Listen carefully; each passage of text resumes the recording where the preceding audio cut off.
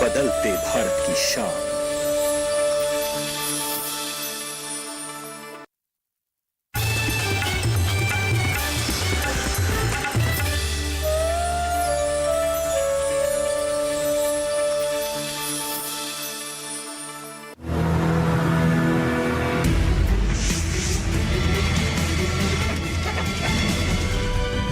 कृषि उपज से आत्मनिर्भरता। इन्वेस्टमेंट छोटे शहरों में भी आए को दुगना करने में सक्षम है।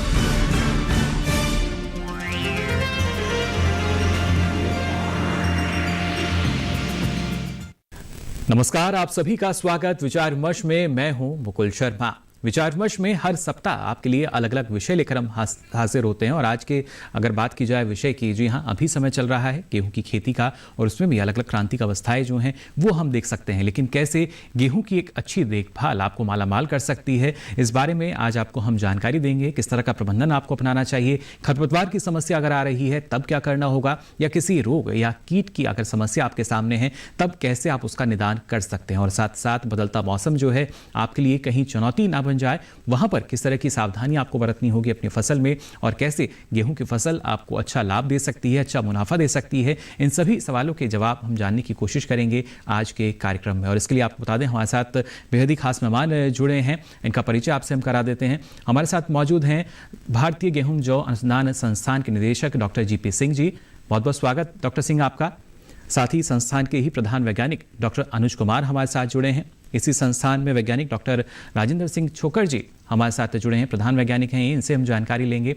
और साथ ही मौजूद हैं डॉक्टर रविंद्र कुमार जी, आप वैज्ञानिक हैं इसी संस्थान में, जिनसे हम जानने की कोशिश करेंगे कि किस तरह का प्रबंधन ऐसे में आवश्यक हो जाता है। लेकिन आइए हम आगे बढ़ें, उससे पहले नजर डाल लेते हैं इस खास रिपोर्ट पर।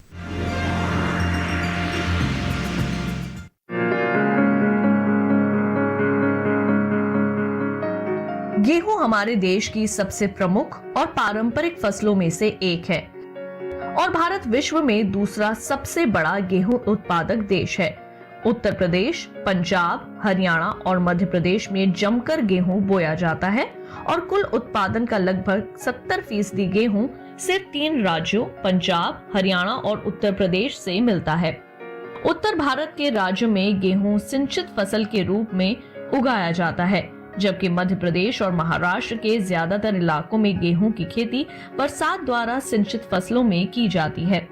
गेहूं को अपनी पूरी अवधि में लगभग 35 से 40 सेंटीमीटर पानी की जरूरत होती है।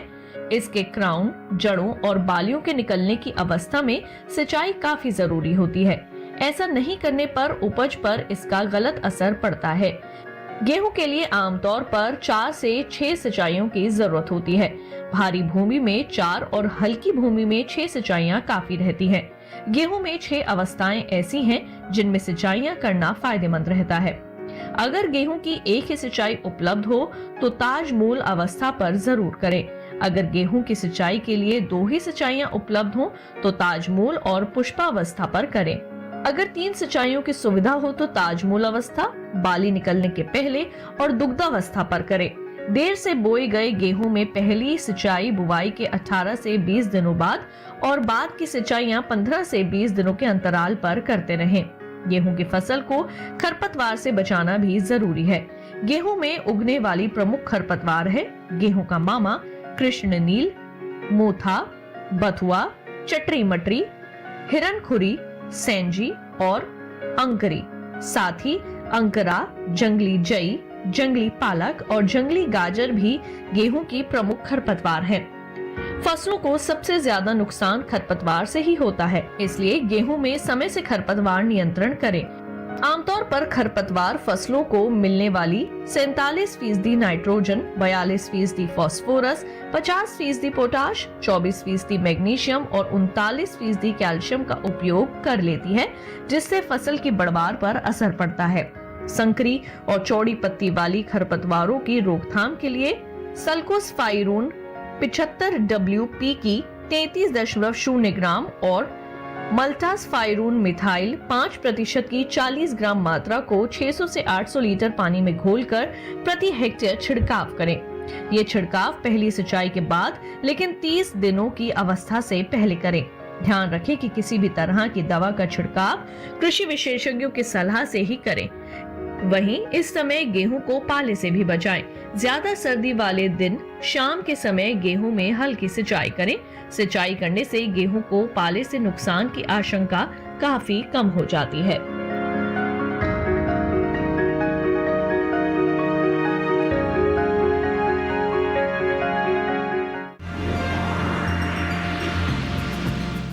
तो जाना आपने इस रिपोर्ट के जरिए किस तरीके से लगातार प्रयास किए जा रहे हैं जो गेहूं की खेती है साल दर साल बढ़ सके और उसके जो नतीजे हैं वो भी हमारे सामने हैं। सबसे पहले यहाँ पे आइए रुक कर लेते हैं डॉक्टर जीपी सिंह जी का भी।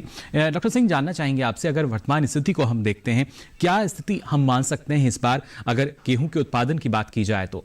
देखिए, जो मौसम चल रहा है और जितने रकबे में इस वक्त बुआई हो चुकी है, करीब 31.5 मिलियन हेक्टेयर के आसपास जी, और जिस तरह से हमारी तकनीक का विस्तार हुआ है किस्मों के माध्यम से, मेरा ऐसा मानना है कि हम लगातार छठी बार रिकॉर्ड प्रोडक्शन की तरफ बढ़ रहे हैं और करीब करीब 112 मिलियन टन उत्पादन होने की अभी आशंका है।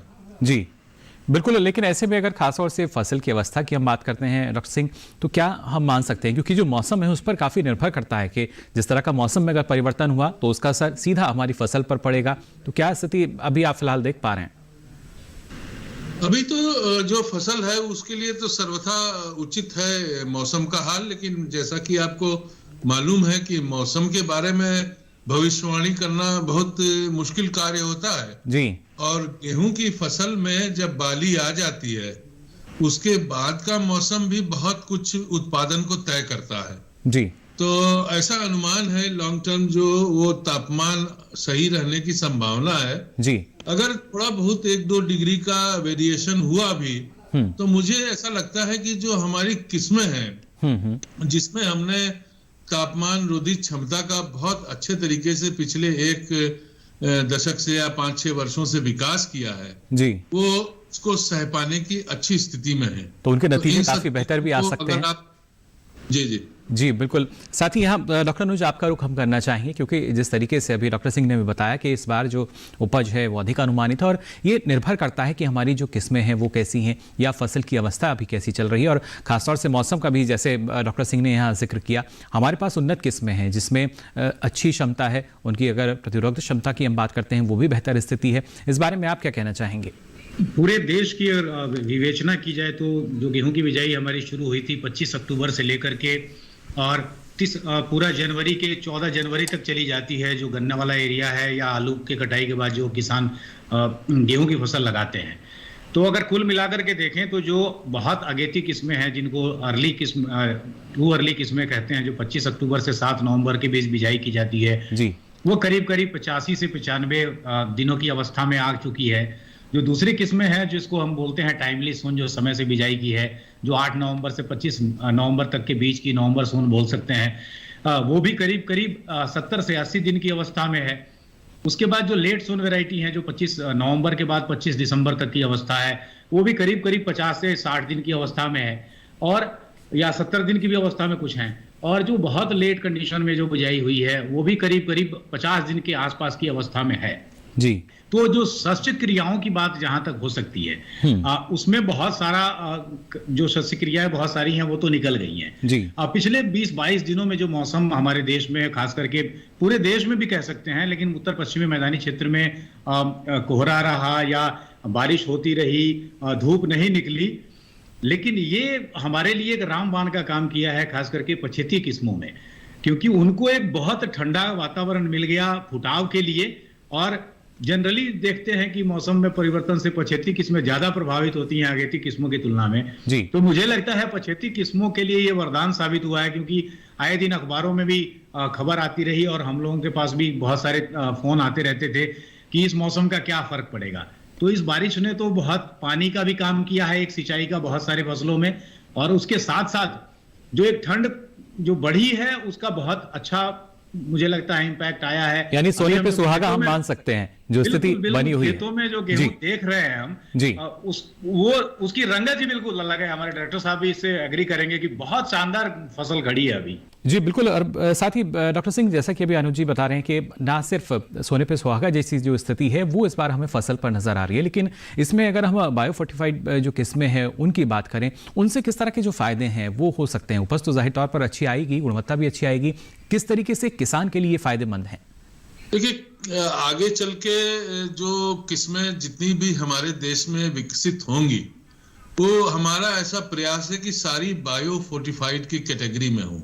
जी। बायो फोर्टिफाइड जो फसल होती है वो या तो शस्य क्रियाओं से हम कर सकते हैं बायो फोर्टिफिकेशन, जैसे जिंक और आयरन का स्प्रे, या फिर हमारी जो अनुवांशिक बायो फोर्टिफिकेशन होता है, जेनेटिक बायो फोर्टिफिकेशन जिसको कहते हैं, जो पहले से ही है, तो उसमें किसान को कोई लागत नहीं आती है। किस्मों में अपना एक अनुवांशिक क्षमता होती है कि जो मृदा से जो तत्व हैं, जैसे जिंक है, जस्ता है या लौह है, आयरन है, उसको लेकर उसको ग्रेन जो दाना है उसमें ट्रांसलोकेट कर सके। तो अभी पिछले दिनों हमारी जितनी भी किस्में आई हैं जी, वो सारी बायो फोर्टिफाइड की कैटेगरी में है। और आपको मालूम ही है कि हमारे देश में खासतौर से ग्रामीण पृष्ठभूमि में जो महिलाएं हैं और बच्चे हैं, उनको कुपोषण की एक भारी समस्या रही है जी। तो भारत सरकार का ये प्रयास रहा है कि ना सिर्फ गेहूं में बल्कि अन्य फसलों में भी बायो फोर्टिफाइड किस्मों को हम किसानों के द्वार तक ले आए, जिससे कि एक नैसर्गिक प्रक्रिया के तहत उनकी जो कुपोषण की क्षमता है उसको दूर किया जा सके। इसमें हमारे संस्थान ने करीब 27 ऐसी किस्मों का विकास किया है पिछले दिनों में, जो बायो फोर्टिफाइड की कैटेगरी में आती है। जी डॉक्टर सिंह, यानी हम मान सकते हैं ना सिर्फ खाद्य सुरक्षा में महत्वपूर्ण भूमिका गेहूं की, बल्कि अब पोषण सुरक्षा के लिहाज से भी उतना ही महत्वपूर्ण हो जाएगा। जी हाँ, जी हाँ। चूंकि देखिए, एक बार अल्पता से बहुलता की जब स्थिति आ गई है हमारे देश में गेहूं उत्पादन में जी, तो निश्चित तौर पे हम लोग गुणवत्ता पे बहुत ज्यादा ध्यान दे रहे हैं जी। तो गुणवत्ता में आप ये समझें कि एक तो बायो फोर्टिफिकेशन का प्रोग्राम हमारे संस्थान के माध्यम से चल रहा है, उसके साथ साथ हम लोग गुणवत्ता के अंतर्गत जो है रोटी या ब्रेड या बिस्किट की जो गुणवत्ता है उसमें भी बहुत अच्छी तरह से सुधार कर रहे हैं। तो ये दोनों चीजें मिलाकर आप ये समझें कि भारतीय गेहूं को हम एक विश्व बाजार की तरफ मोड़ने का प्रयास कर रहे हैं, जिससे कि आने वाले दिनों में भारत एक प्रमुख गेहूं उत्पादक देश के तौर पे उभर के आ सके।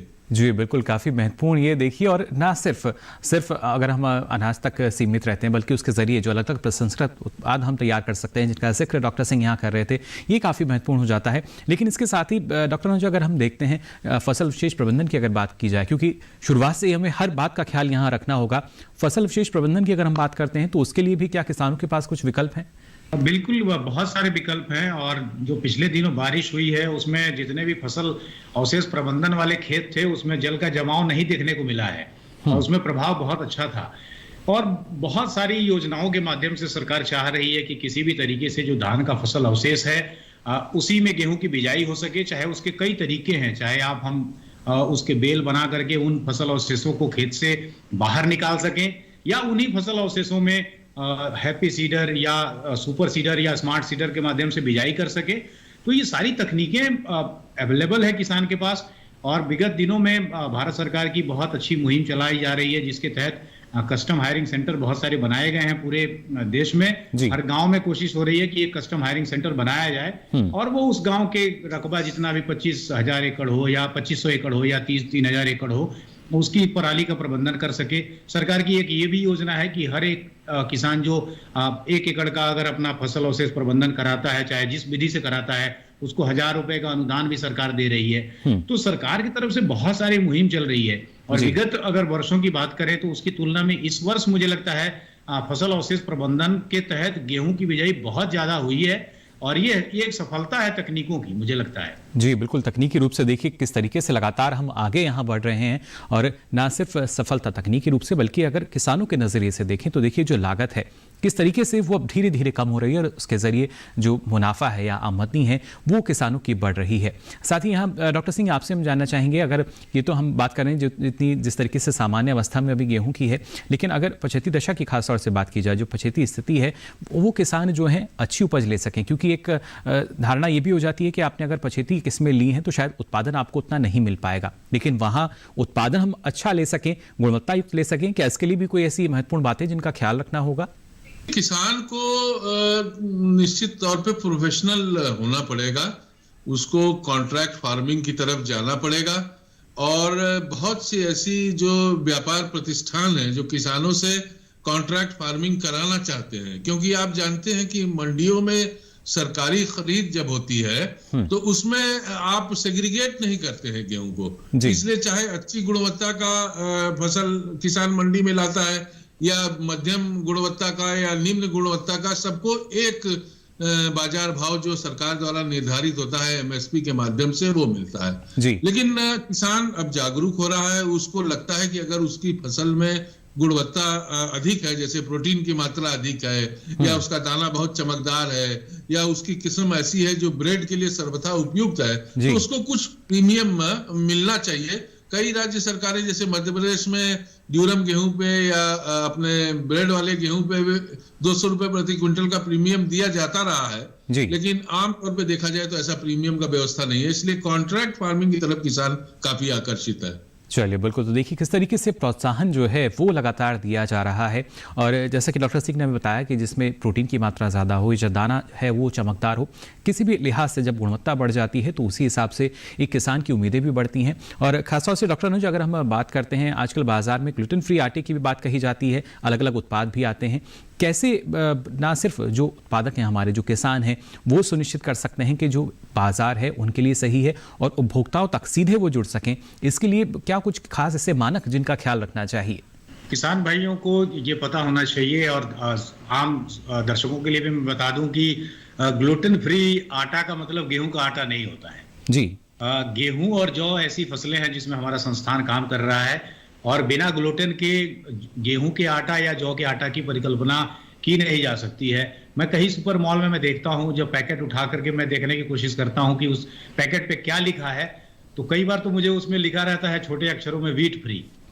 तो जब उसमें गेहूं है ही नहीं तो ग्लूटेन फ्री आटा की संभावना, आटा चूंकि बाजरे का भी आटा होता है, मक्की का भी आटा होता है, तो हम आटा ले लेते हैं, लेकिन आम धारणा आटे का मतलब हम गेहूं का ही आटा समझते हैं जी।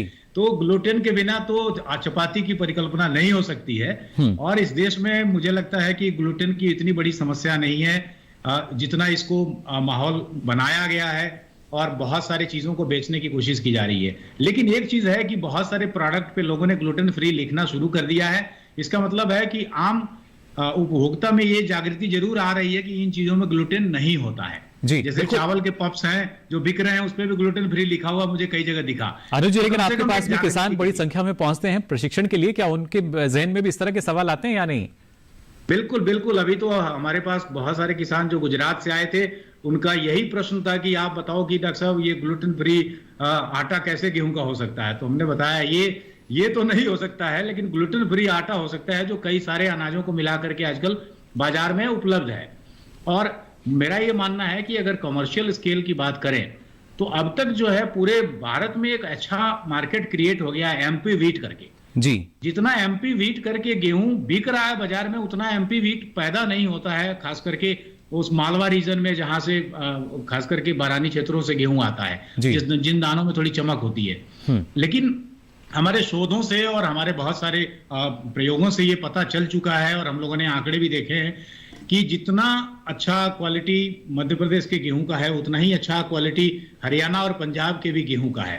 अंतर सिर्फ होता है उसके दानों की चमक का थोड़ा सा, जो कि आम एक उपभोक्ता को प्रभावित करता है। और निश्चित तौर पे जो एमपी का व्हीट आता है, हमने भी कई बार पैकेट खोल के देखे हैं, वो ग्रेडिंग बहुत अच्छा से करके पैकेट बनाते हैं, और इसकी वजह से वो 35 से 40 रुपए किलो बेच रहे हैं। मुझे लगता है ये एक बहुत बड़ा अपॉर्चुनिटी है उत्तर भारत के बाकी राज्यों के किसानों के लिए कि वो भी अपना गेहूं जो मंडियों के माध्यम से बेच रहे हैं वो तो ठीक है, लेकिन अगर डायरेक्ट कंज्यूमर को बेचना चाहते हैं तो 20 किलो 25 किलो की पैकिंग बनाएं, उसकी ग्रेडिंग कराएं, उसकी सफाई कराएं जी। बहुत सारे ऐसे कंज्यूमर हैं जो उसके लिए प्रीमियम प्राइस पे करना चाहते हैं और उनको ये सुविधा आप मुहैया करा सकते हैं। एक आप अपना एफपीओ बनाएं, उसका ब्रांड भी लॉन्च करें। यानी उसमें भी अब आता हमारे है जो या किसान हैं उन्हें पारंगत होना पड़ेगा। मार्केटिंग के जो अलग अलग कारक हैं, खासतौर से पैकेजिंग की बात कर रहे हैं, ग्रेडिंग की बात करें, ये आकर्षक बना देते हैं उत्पाद को और उसी वजह से जो ज़्यादा उपभोक्ता हैं वो आकर्षित होते हैं उस उत्पाद को लेने के लिए। लेकिन जब गुणवत्ता की हम लगातार बात कर रहे हैं,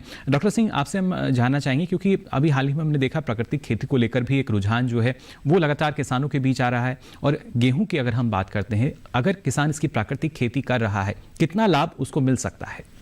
देखिए, प्राकृतिक खेती एक अच्छा विषय है और सरकार का काफी जोर भी है इस पे। लेकिन एक चीज स्पष्ट यहाँ ये करना चाहता हूँ कि जो उत्पादन में अंतर है वो करीब 30 से लेकर 40% का होता है जी। अगर आप प्राकृतिक खेती करते हैं और उसमें उत्पादन जो होता है वो करीब 30 से 40% जो इनऑर्गेनिक फर्टिलाइजेशन है उसके डालने से होता है, वो जैसे यूरिया है या अन्य किस्म के उर्वरक है जी। तो जब आपको कम उत्पादन होगा तो निश्चित तौर पे आपका जो उत्पाद होगा अगर उसका मार्केटिंग बहुत अच्छी तरीके से नहीं किया जाएगा जिससे उस 30 से 40% उत्पादन के नुकसान को भरपाई हो सके तो किसान निश्चित तौर पे नुकसान में चला जाएगा जी। इसीलिए जो लोग भी प्राकृतिक खेती करना चाहते हैं, अच्छी बात है, आजकल इसके लिए बड़ी जागरूकता भी बढ़ रही है जी। लेकिन उनको ये निश्चित तौर पे सुनिश्चित करना पड़ेगा कि उसके लिए उपलब्ध मार्केट उनके आसपास के इलाकों में है या नहीं है जी। और है तो किस मूल्य पे किसानों की खरीद होगी जो प्राकृतिक जैविक जिसको कहते हैं हम गेहूं होगा। ये एक महत्वपूर्ण विषय है इसमें जी, काफ़ी महत्वपूर्ण हो जाता है। देखिए, ना सिर्फ किसान जो है प्राकृतिक खेती का जो विकल्प है उसको भी अपना रहे हैं, क्योंकि कोशिश ये है कि लागत को हम किस तरीके से कम कर सकते हैं और साथ ही गुणवत्ता का जो है हमें उसका भी ख्याल रखना है। और साथ ही साथ अगर गेहूं के निर्यात की भी हम बात करें तो आपको बता दें इस बार अच्छा खासा जो निर्यात हुआ है गेहूं का, करीब पिछले 5 सालों के भी अगर हम मुकाबले बात करते हैं, पिछले साल के मुकाबले भी अभी तक जो स्थिति है वो ज़्यादा दर्ज की गई है निर्यात की। लेकिन और किस तरीके से अच्छी उपज हमारे किसान ले पाएंगे, किन किन बातों का ख्याल उनको रखना होगा, इसके बारे में भी हमारे जो विशेषज्ञ हैं उनसे हम जानकारी लेंगे। लेकिन यहाँ रुक एक छोटे से ब्रेक के लिए।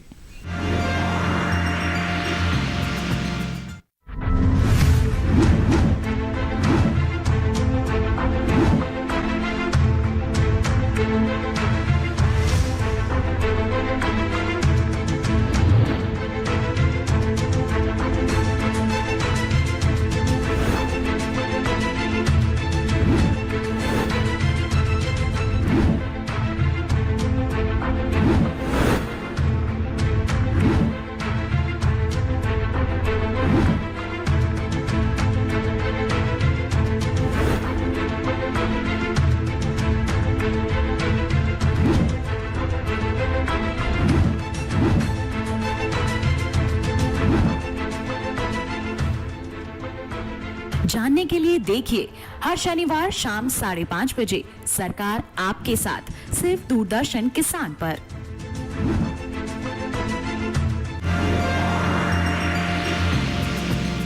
ब्रेक के बाद आप सभी का एक बार फिर स्वागत विचार विमर्श में। आज हम बात कर रहे हैं कैसे आप गेहूं की अच्छे ढंग से देखभाल करके अपने मुनाफे को बढ़ा सकते हैं। और ब्रेक पे जाने से पहले डॉक्टर सिंह और डॉक्टर अनुज ने हमें बताया कि किस तरह का प्रबंधन जो है वो हमें अपना लेना चाहिए जिससे हमें ना सिर्फ जो उपज है वो अच्छी मिल सके, लेकिन और भी कई महत्वपूर्ण कारक हैं। जैसा हमने आपको शुरुआत में बताया था, हमारे साथ डॉक्टर राजेंद्र सिंह छोकर जी और डॉक्टर रविंदर जी भी जुड़ेंगे, वो हमारे साथ जुड़ चुके हैं। डॉक्टर राजेंद्र छोकर, जानना चाहेंगे आपसे, क्योंकि कोई भी फसल हो उसमें पोषक तत्व प्रबंधन जो है वो काफ़ी महत्वपूर्ण हो जाता है, लेकिन गेहूं जैसी फसल की अगर हम बात करते हैं तो कब कब कितनी अवस्था में और जो अभी वर्तमान स्थिति चल रही है उसको देखते हुए कब आवश्यकता रहती है?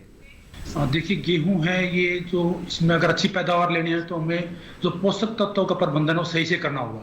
अगर हम समय से बिजाई कर लेते हैं और इसके साथ अगर हमारा सिंचित क्षेत्र है, अगर हम अच्छी तरह पोषक तत्व प्रबंधन करते हैं तो हम बहुत अच्छी पैदावार ले सकते हैं। अगर सामान्यतः हम देखें गेहूं में जो समय से बिजाई है उसमें अगर आपने बिजाई के समय एनपीके या डीएपी के साथ एमओपी डाला है तो उसके साथ साथ जो मुख्य तत्व है जो नाइट्रोजन है, तो समय से बिजाई के लिए 110 किलोग्राम नाइट्रोजन की जरूरत पड़ती है। अगर आप अभी सिचुएशन हम लेते हैं, ये किसानों के पास जो अगेती बिजाई उसमें तो किसान भाइयों ने पोषक तत्व प्रबंधन कर लिया है, क्योंकि हमारी जो बिजाई है अक्टूबर से शुरू हो जाती है और जनवरी तक चलती रहती है। लेकिन जो बिजाई किसान भाई ने मतलब दिसंबर में या जनवरी में किया है, उसमें किसान भाइयों को जो पोषक तत्व प्रबंधन है वो सही से करना होगा, क्योंकि दिसंबर में जो बिजाई है वो हम देर से बिजाई कहते हैं, और इसमें जो नाइट्रोजन की मात्रा है वो किसान भाइयों को समय की बिजाई की तुलना में 25% घटा देनी चाहिए। अगर बिजाई के समय हमने 1.5 बैग जो NPK नीचे दिया है या DAP के साथ 25 किलोग्राम MOP दिया है, तो इसके बाद जो देर से बिजाई है उसमें अगर 85 किलोग्राम यूरिया किसान भाई अगर देते हैं तो अच्छी पैदावार किसान भाई ले सकते हैं। और जो नाइट्रोजन है जो यूरिया के तौर पे दे रहे हैं तो 2 मात्रा में देते, पहली सिंचाई और दूसरी सिंचाई तक, मतलब 45 से 50 दिन तक किसान भाइयों को जो नाइट्रोजन है ये पूरी कर लेनी चाहिए। ये तो हो गया जो हमारे मुख्य पोषक तत्व है, नाइट्रोजन, फास्फोरस, पोटास। तो इसके साथ साथ जो दूसरे भी जो पोषक तत्व हैं जिसमें हम सूक्ष्म तत्व कहते हैं, कई बार उनकी कमी भी देखने को मिलती है। कई बार किसान भाई कहते हैं कि हमारा जो गेहूं की फसल पीली पड़ गई है, तो उसमें भी कई बार देखा गया है कि जैसे अगर ऊपर की पत्तियों में पीलापन आ जाता है तो कई बार वो जो सल्फर है, सल्फर की कमी से हो जाता है या मैग्नीज की कमी से हो जाता है। अगर नीचे के पत्ती में भी अगर कमी आती है धारियों के बीच में तो वो मैग्नीशियम की कमी से हो सकता है। तो जिस तरह के पौधे की अगर हमारा पीलापन आ रहा है तो उसी के हिसाब से किसान भाइयों को जो ये सूक्ष्म तत्व है इनको खेत में डालना चाहिए। तो यानी आवश्यकता के अनुसार देखिए आपको जो पोषक तत्व हैं उनकी पूर्ति करनी होगी, और ये ज़रूरी आप देख लें कि कौन से पोषक तत्व की कमी है, और उसके लिए मिट्टी की जांच भी काफ़ी अहम हो जाती है। यहाँ डॉक्टर रविंदर, आपसे हम जानना चाहेंगे, हमारी जो गेहूं की फसल है उसमें अगर हम अलग अलग रोग बीमारी की बात करते हैं, या पहले रोग बीमारी को ही हम बात करेंगे, कीटों के बारे में आपसे जानकारी लूंगा, कौन से प्रमुख रोग हैं जो इस फसल में आने की संभावना रहती है और कौन सी अवस्था में? जी, जो वर्तमान में अवस्था चल रही है गेहूं की फसल की, जी, यह कल्ले निकलना, या जिसे हम दूसरी भाषा में टिलरिंग अवस्था कहते हैं, अधिकांशतः अवस्था चल रही है। इस अवस्था में अगर हम उत्तर भारत की बात करें तो पीला रतुआ एक महत्वपूर्ण रोग व्याधि है जो उत्तर भारत में आ सकती है। जी, इसके साथ साथ पाउडरी मिल्ड्यू या चूर्णिल आशिता रोग का भी प्रकोप होने की संभावना है।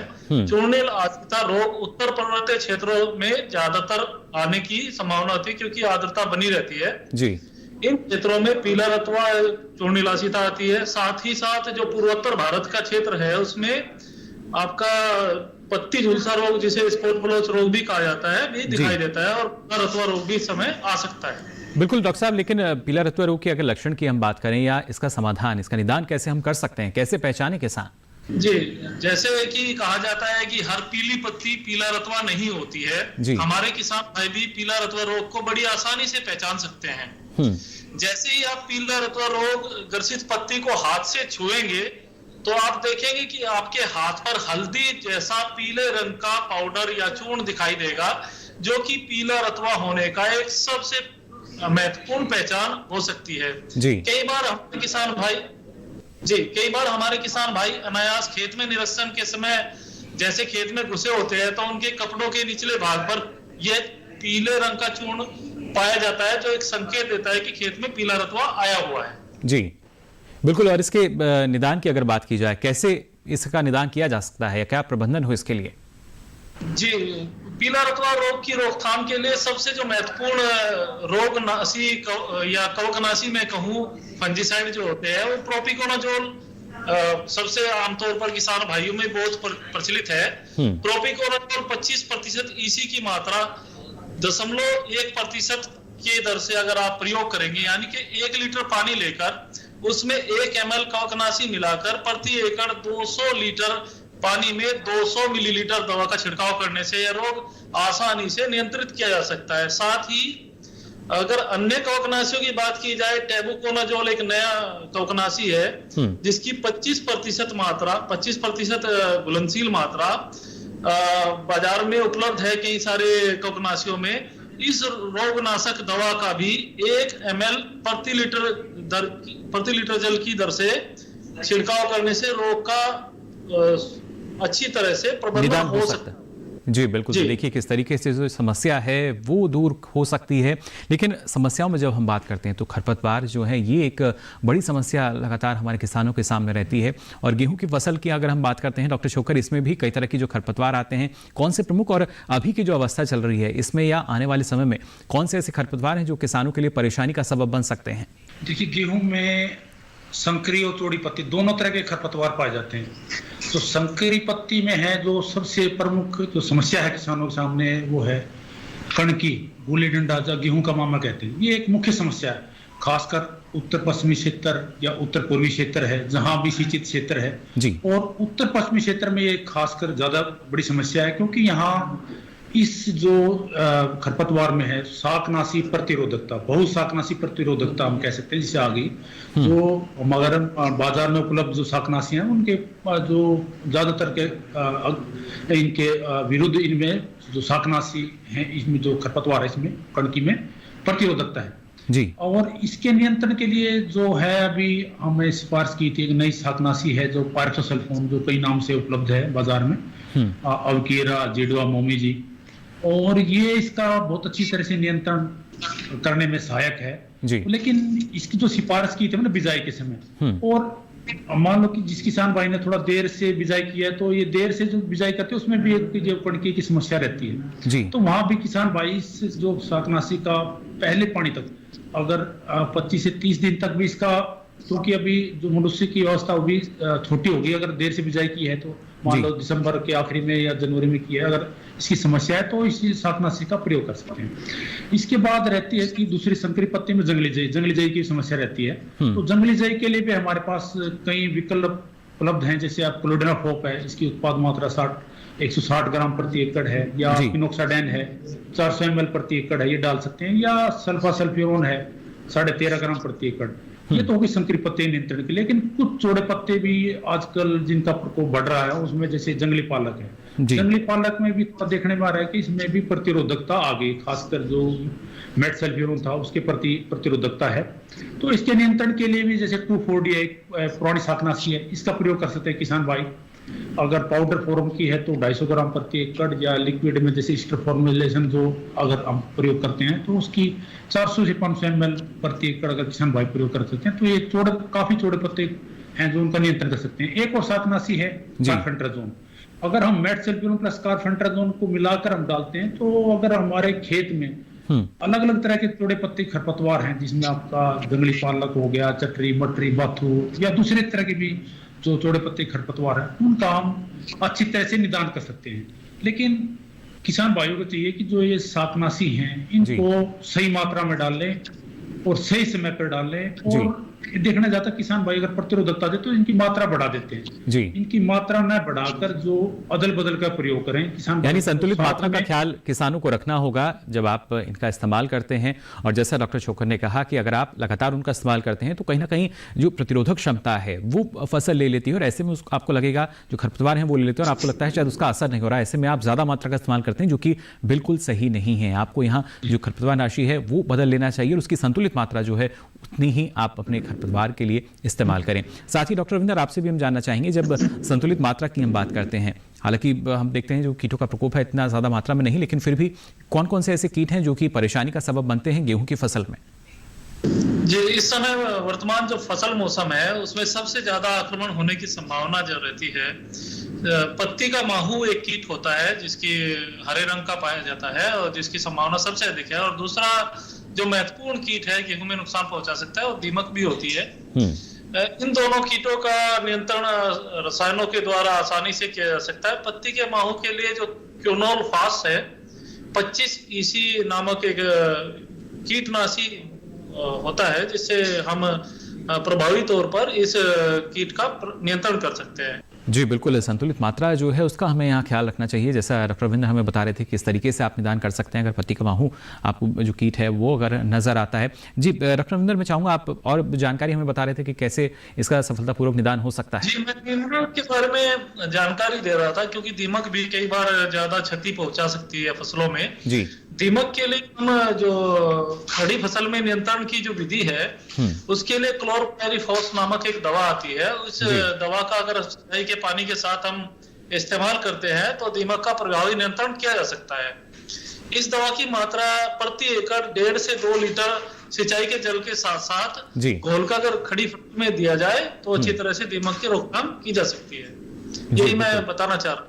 काफी महत्वपूर्ण, क्योंकि दीमक की समस्या भी हम देखते हैं किसानों के सामने आती है और उसका निदान कैसे हो सकता है। तो यहाँ डॉक्टर रविंदर हमें जानकारी दे रहे थे। साथ ही डॉक्टर छोकर, आपसे भी हम जानना चाहेंगे, लगातार जो मौसम में परिवर्तन होता है उसका क्या कुछ असर हम देखते हैं हमारी फसल पर? क्योंकि कभी कभी अलग अलग तरीके के जो खरपतवार हैं वो भी नजर आने लगते हैं, लेकिन जो मौसम का बदलाव होता है किस तरह का असर उस हमारी फसल पर आता है उससे? देखिए, अभी जैसे बारिश हुई थी जी, और इसके बाद जैसे तापमान पूरा घट जाएगा, तो कई बार तापमान घटता तो इसमें जैसे कई बार पाला पड़ने की समस्या भी रहती है। तो वैसे तो गेहूं में अगर अगेती फसल है तो अगर बाली नहीं आई है तो उस अवस्था में अगर पाला पड़ता तो बहुत ज्यादा गेहूं में नुकसान है। लेकिन कई बार देखा तो अगर अगेती बिजाई की है और हमारी बाली आने वाली अवस्था में फसल है, अगर पाला पड़ता है तो उस समय कई बार उसका नुकसान देखने को मिलता है। तो उसमें किसान भाइयों को चाहिए कि अगर भूमि में नमी की कमी है तो हल्की सिंचाई कर दे। जहां जिन क्षेत्रों में फुहारा विधि से किसान भाई सिंचाई करते हैं तो हल्की सी फुहारा विधि से सिंचाई कर सकते हैं। तो जैसे भी तापमान घटता है, आर्द्रता बढ़ती है, तो जैसे डॉक्टर रविंदर बता रहे, तो कुछ बीमारी जैसे पीला रतवाई आने की समस्या बढ़ जाती है। तो इनका भी किसान भाइयों को ख्याल रखने की जरूरत है। बिल्कुल डॉक्टर छोकर, और जैसे सिंचाई की हम बात कर रहे थे पहले कि करीब 4 से 6 जो सिंचाई हैं इनकी आवश्यकता होती है, लेकिन इन्हीं को अगर किसान ड्रिप से या हमारी जो फव्वारा विधि है उससे कर रहे हैं तो कितना अंतर हम मान सकते हैं कि पड़ता है? देखिए, अगर आप टपका विधि जो ड्रिप से अगर करोगे तो इसमें 60 से 70% की हम मतलब बचत पानी में कर सकते हैं। अगर फव्वारा विधि से है तो 30 से 40% तक हम बजाय इसमें मतलब पानी की बचत इसमें कर सकते हैं। अगर पानी की उपलब्धता हमारे पास कम है तो हम ये विधि अपना सकते हैं। अगर हमारे पास पानी की उपलब्धता कम है तो हम जो सिंचाई है वो भी जो क्रिटिकल स्टेजेस है, जो क्रांतिक अवस्था कहते हैं फसल, उसमें कर सकते हैं। उनमें सबसे महत्वपूर्ण है जैसे हमारी जिसमें क्राउन रूटिनेसिस से बोलते हैं, ताज मूल जो अवस्था है, ये सबसे महत्वपूर्ण अवस्था है। इसमें अगर हम सिंचाई नहीं करते हैं तो हमारे पैदावार में काफी कमी हो जाती है, क्योंकि इसी अवस्था पर अगर हम सिंचाई करते हैं तो हमारा जो पोषक तत्व प्रबंधन है, खरपतवार नियंत्रण, इस पर निर्भर करता है। तो ये सिंचाई बहुत महत्वपूर्ण है, इसे करनी चाहिए। अगर 2 सिंचाई उपलब्ध है तो एक जो ताजमूल अवस्था इस पर सिंचाई करके, तो दूसरी 80-85 दिन की जब बाली निकलती है तो उस अवस्था में कर दें। अगर 3 है तो हम पहली सिंचाई जैसे 20 से 25 दिन पर करके, तो उसके 40 दिन के अंतराल पर 2 सिंचाई हम अगर दे दें तो अगर पानी की कमी है तो हम अच्छी पैदावार ले सकते हैं। जी, अच्छी पैदावार देखिए हमें मिल सकते हैं और उसके साथ साथ उस अच्छी पैदावार को आप बाजार में लेके अच्छा भाव भी ले सकते हैं। लेकिन डॉक्टर रविंदर, अगर जिस तरीके से आप बता रहे थे कि जो कीटनाशी हैं उसका छिड़काव हमारे किसान करते हैं, संतुलित मात्रा में हमें करना चाहिए, लेकिन जो रसायन का इस्तेमाल किया जाता है कितनी उसकी मात्रा हमें सुनिश्चित करनी चाहिए? क्योंकि मानकों का भी हमें ख्याल रखना होता है। जो गेहूँ का निर्यात है हमारे किसान वो भी करते हैं, किस तरीके से इन बातों का ख्याल रखें वो? जी, इस जो पूरे परिदृश्य में है सावधानी बेहद आवश्यक है। हमें ध्यान रखना चाहिए कि जो संस्तुत मात्रा है किसी भी कवकनाशी या कीटनाशी की वही फसल में डाली जाए जी। और इस संदर्भ में ये भी ध्यान रखना आवश्यक है कि जो प्रतिबंधित कीटनाशी रसायन है उनका प्रयोग कदापि ना किया जाए खेत में, खड़ी फसल में जी। इसके लिए सबसे बेहतर उपाय जो है कि किसान को चाहिए कि अपने क्षेत्र विशेष में स्थित किसी कृषि विज्ञान केंद्र अथवा भारत सरकार या राज्य सरकार द्वारा अधिकृत किसी कृषि परामर्श दाता से संपर्क करके किसी कृषि रसायन की कितनी मात्रा प्रयोग की जाए, क्योंकि हर एक कृषि रसायन की मात्रा अलग अलग है। वो किसी मामले में 0.1% हो सकती है, यानी कि 1 लीटर में 1 ml हो सकती है जी। किसी मामले में 2 ml प्रति लीटर भी हो सकती है, किसी में 2.5 ml प्रति लीटर भी हो सकती है। यही होता है बीज उपचार के संदर्भ में। वह भी मात्रा कवकनाशी से कवकनाशी के परिदृश्य में बदलती रहती है। इससे सबसे बेहतर उपाय यह होता है कि हम किसी कृषि विशेषज्ञ से संपर्क करके कृषि रसायनों का उचित प्रकार से उचित समय पर उचित मात्रा में ही प्रयोग करें। मैं कृषक भाई को सलाह देता हूँ। चलिए, बिल्कुल काफ़ी महत्वपूर्ण हो जाता है कि उचित समय पर उचित मात्रा का जो इस्तेमाल है वो हमें करना चाहिए। लेकिन धीरे धीरे देखिए, जैसे जो हमारी फसल है जब बढ़वार पर आती है और उसके बाद कटाई के बाद भी कुछ ऐसी सावधानी है जो हमें रखनी चाहिए। डॉक्टर छोकर, इस बारे में कुछ आप जानकारी देना चाहेंगे, किस तरीके से जब हमारे किसान कटाई करते हैं उस दौरान किस तरह की सावधानी वो रखें जिससे जो फसल है सुरक्षित रहे और जो गुणवत्ता है वो भी बरकरार रह सके? देखिए, जब जैसे भी अभी तापमान बढ़ेगा तो एक तो थोड़ा सा किसान भाइयों को चाहिए कि कुछ, अगर फरवरी मार्च में जैसे तापमान बढ़ेगा तो कुछ कीट आएंगे, डॉक्टर रविंद्र बताए तो दीमक का हो सकता है जी, या एक दो कीट अभी आ रहे हैं गेहूं में, जैसे मतलब गुलाबी सुंडी है, गुलाबी सुंडी के प्रकोप आ रहा है। और दूसरा एक है कि जो चने की जो सुंडी है वो भी आती है, तो इसका भी थोड़ा ध्यान रखना किसान भाइयों को। अगर इनका प्रकोप दिखता है तो उसी हिसाब से जो कीटनाशक हैं इनका प्रयोग करें। दूसरा है कि क्योंकि अगर आजकल है कि अगर समय से हम अपनी जो अगर गेहूं की कटाई कर लेते हैं, और क्योंकि आजकल कंबाइन की उपलब्धता है, तो अगर हम बहुत समय से अपना गेहूं की कटाई और थ्रेसिंग हम कर सकते हैं। काफ़ी महत्वपूर्ण होता है कि आप समय से देखिए, आप हर एक अवस्था जो है फसल की वो लगातार देखें और उसके लिए लगातार फसल की निगरानी करें, अपने खेत की निगरानी करें और उसमें किसी तरह के बीज या रोग या कीट की आपको समस्या लग रही है तो समय रहते उसका निदान किया जा सके। तो यहाँ आपने जाना कैसे अलग अलग जो सस्ते खा सकते हैं, लेकिन गेहूँ की खेती और कैसे मुनाफे का सौदा साबित हो सकती है, इसके बारे में और भी आगे आपको हम जानकारी देंगे। लेकिन यहाँ फिलहाल वक्त हो चला एक छोटे से ब्रेक का, जल्द हाजिर होंगे। आप देखते रहिए दूरदर्शन किसान।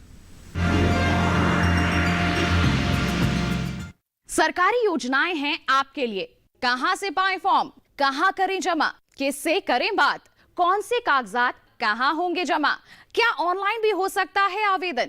आजादी के 75वें साल में हर योजना का लेखा जोखा जानने के लिए देखिए हर शनिवार शाम 5:30 बजे सरकार आपके साथ, सिर्फ दूरदर्शन किसान पर।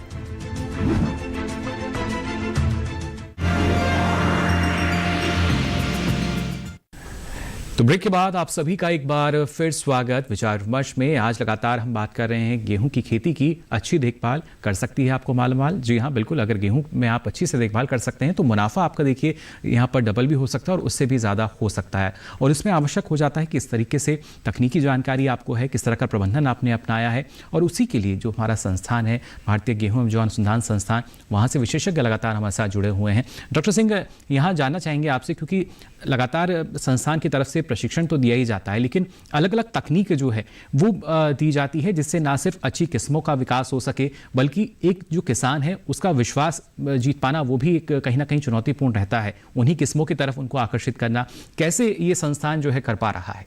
देखिए, हालांकि हमारे पास जो वैज्ञानिक हैं या तकनीकी स्टाफ है वो कम है इसमें जी, लेकिन हम हर तरीके के जितने भी विषय विमर्श के लिए होते हैं किसानों के लिए, उन पे करीब हर विषय पे किसानों को गेहूं और जौ के बारे में प्रशिक्षित करने का प्रयास करते हैं। और इसमें हमें बहुत सहयोग राज्य सरकार के माध्यम से भी मिलता है। कई स्कीम सरकार की, आत्मा इत्यादि की, इसके जरिए इसमें हम प्रशिक्षण का आयोजन करते हैं जी। हमारा मुख्य तौर पे ये जो प्रयास रहता है किसानों को कैसे जो प्रमुख चीजें उनके बारे में प्रशिक्षित किया जाए जी। और इसमें एक प्रमुख विषय बीज उत्पादन का है। तो बीज उत्पादन अगर किसान अपने से कर लेता है तो उसकी लागत में काफी कमी आती है, और बीज उत्पादन के हर उस क्षेत्र के बारे में विस्तार से किसानों से चर्चा की जाती है। उनको बेसिक सीड भी मुहैया कराया जाता है कालांतर में, जिससे कि वो अपना स्वस्थ बीज का उत्पादन स्वयं कर सकें। और बहुत से किसानों ने इससे प्रेरणा लेके, आपको आश्चर्य होगा, एक छोटी जो किसानों के द्वारा बनाई गई कंपनियां हैं उसकी स्थापना की है, और वो लगातार व्यावसायिक तौर पे बीज उत्पादन के कार्य में सक्रिय हो गए हैं जी। यानी जो एफपीओ हैं वो पूरी तरीके से सक्रिय हैं बीज उत्पादन के लिए भी? जी हाँ, बिल्कुल। और ऐसे एफपीओ को हम लोग लगातार जो वैज्ञानिक सलाह है वो लगातार देते हैं। ना सिर्फ सलाह देते हैं बल्कि उनको बीज भी उपलब्ध कराते हैं। और पिछले 2 वर्षों से हमने बीज गांव सीड विलेज का कंसेप्ट भी करनाल के आसपास के इलाकों में लागू किया है। उस गांव में सीड हम देते हैं प्राइमरी साइकिल के लिए, फिर किसान उसको बढ़ाकर सेकेंडरी साइकिल में उन बीजों का मल्टीप्लिकेशन करके आगे अपना बीज का वितरण इत्यादि संभालते हैं बिल्कुल, जो बीज ग्राम है देखिए लगातार अलग अलग ज़िलों में है, उनकी स्थापना की जाती है जिससे अच्छा उन्नत बीज जो है वो किसान को मिल सके। और खासतौर से डॉक्टर अनुज, अगर हम बात करते हैं बीज की, लेकिन उससे पहले ये काफ़ी महत्वपूर्ण हो जाता है कि जब किसान शुरुआत से ये उम्मीद रखते हैं कि ये जो फसल है बीज के लिए है, किस तरह से क्या जो देखभाल है वो अलग अलग रहती है मुख्य फसल और हमने जो बीज के लिए फसल ली है?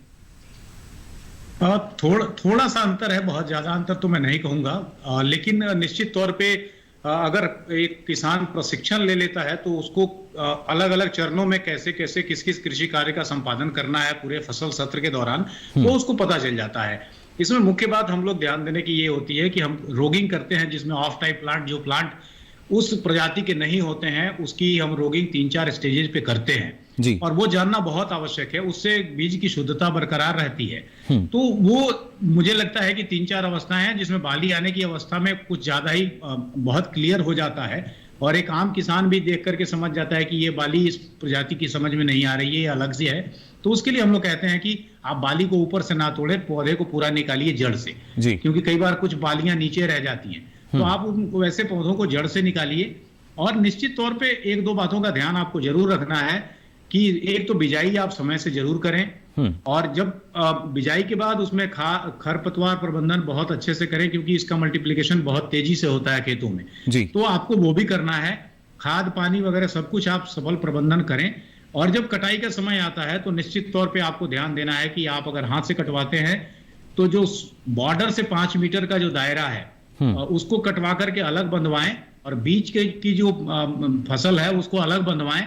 जब थ्रेशर लेकर के आते हैं, आप थ्रेशिंग कराते हैं, तो बीच का थ्रेशिंग शुरू करें, उसमें भी 2-4 बोरी ऐसे ही थ्रेशिंग करें, क्योंकि थ्रेशर में हो सकता है कुछ दाने दूसरी प्रजाति के हों, दूसरे खेत के हों जी। और उसके बाद आपको जितना बीज चाहिए आप उतना इकट्ठा कर सकते हैं। अगर आप कंबाइन से कटवाते हैं तो कंबाइन के भी हार्वेस्टर वाले को कहिए कि आप कृपया करके एक चक्कर आप किनारे से पहले चला दो, क्योंकि कई बार किनारे के खेतों से भी मिक्सचर हो सकता है जो कई बार आपको पता नहीं चलता है जी। तो वो चला दे, उसके बाद बीज का कटाई आप एक बार करके सारा का सारा आप इकट्ठा कर सकते हैं और आप इस तरह से अपनी बीज की शुद्धता मेंटेन कर सकते हैं जी। बिल्कुल, काफी महत्वपूर्ण आप कि जो बीज है वो पूरी तरीके से शुद्ध रह सके और जैसा आपने कहा कि जो खरपतवार है उससे भी बचाना चाहिए। डॉक्टर छोकन ने भी इस बारे में हमें जानकारी दी थी कि कैसे हम खरपतवार रहित जो अपनी फसल है वो रख सकते हैं और इसके लिए किस तरह का प्रबंधन हमें अपना लेना चाहिए।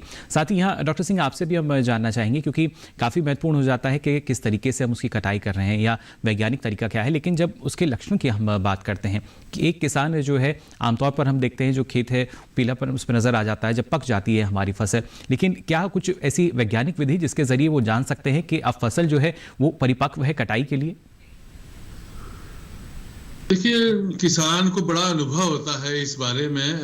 हम तो फसल को तभी पका मान लेते हैं जब उसमें पीलापन आ जाता है जी। उसके बाद तो दानों में जो नमी की मात्रा है वही कम होती है, लेकिन आमतौर पे ऐसा देखा जाता है कि कटाई तब शुरू होती है जब पछुआ हवा चलने लगती है जी। और उसका सबसे बड़ा पैमाना है कि अगर आप जो उसकी तने को मोड़िए और वो चटक की आवाज के साथ टूट जाता है, इसका मतलब आपकी फसल बिल्कुल तैयार है अब कटाई के लिए, क्योंकि पछुआ हवा आने से उसमें जितनी भी नमी शेष होती है वो सब समाप्त हो जाती है और ऐसे समय में आप बिल्कुल कटाई कर सकते हैं जी। बिल्कुल, ये तो बात हुई कटाई की, लेकिन खासतौर से हमारे जो किसान हैं वो प्रसंस्करण की तरफ और ज्यादा आगे बढ़ सकें, उसके लिए क्या कहना चाहेंगे डॉक्टर सिंह?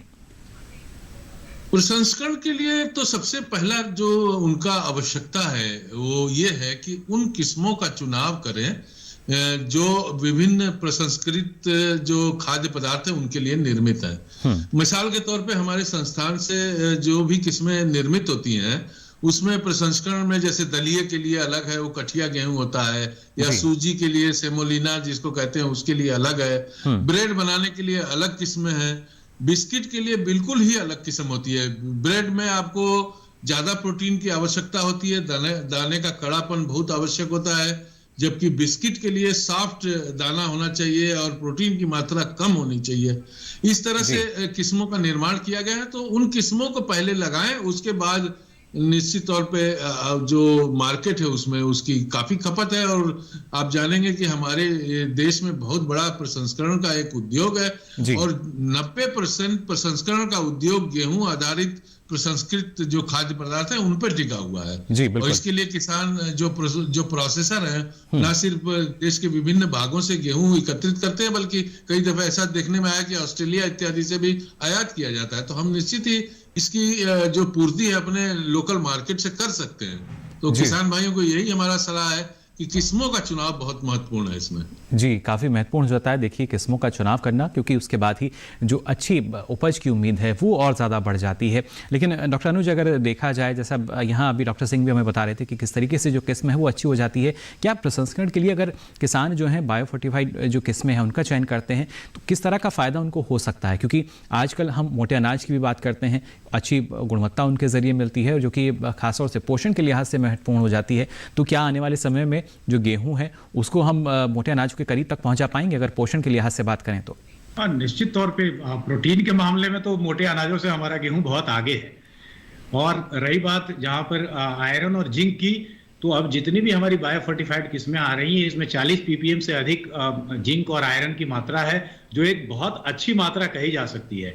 तो गेहूं अपने आप में एक संपूर्ण आहार का रूप तो है ही है जी। लेकिन इसमें कुछ जैसे मल्टीग्रेन आटा का कॉन्सेप्ट आया, ये सारे जो कॉन्सेप्ट इसलिए लाए गए कि जैसे कैल्शियम है, तो जैसे कैल्शियम हम जिस चीज में रागी में या दूसरे चीजों में है तो उसको हम डाल देंगे तो शायद गेहूं में थोड़ा सा और फोर्टिफिकेशन हो जाएगा। इसको बायो फोर्टिफिकेशन नहीं कहेंगे, फोर्टिफिकेशन हो जाएगा जी। उसी तरह से अगर आप इसमें थोड़ा सा जौ मिला देते हैं तो फाइबर और बढ़ जाता है। तो इस वजह से हमारे जो बहुत सालों से जो हम एक घरों में भी आटा बनाते थे जिसमें गेहूं के साथ जौ, मक्का, चना ये सब मिला करके करते थे ताकि एक फोर्टिफिकेशन हो जाए। एक नेचुरल प्रक्रिया थी हर घरों की।